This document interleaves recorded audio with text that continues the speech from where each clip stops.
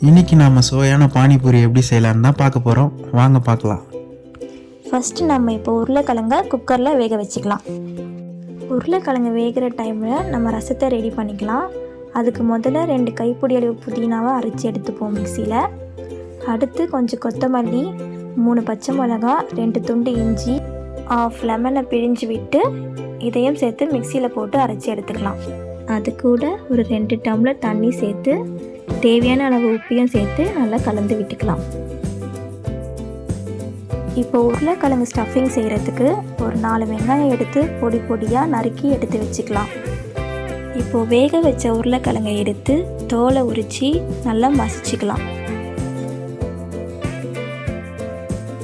இப்போ மசிச்சு வச்ச உருளைக்கிழங்குல நம்ம ஆல்ரெடி நறுக்கி வச்ச வெங்காயத்தை போட்டு நல்லா பிசைஞ்சு எடுத்துக்கலாம். அது கூட 1/4 ஸ்பூன் மிளகுத்தூள், 1/4 ஸ்பூன் கரம் மசாலா, 1/4 ஸ்பூன் வெறும் மிளகாய்த்தூள், 1/4 ஸ்பூன் உப்பையும் சேர்த்துக்கலாம். இப்போ இது எல்லாத்தையும் நல்லா மிக்ஸ் பண்ணி எடுத்தோன்னா உருளைக்கிழங்கு ஸ்டஃபிங் ரெடி.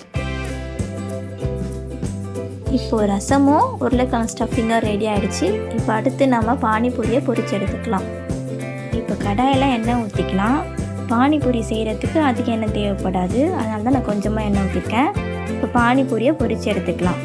மீடியம் ஃப்ளேமில் வச்சு நல்லா பொரிச்சு எடுத்துக்கலாம்.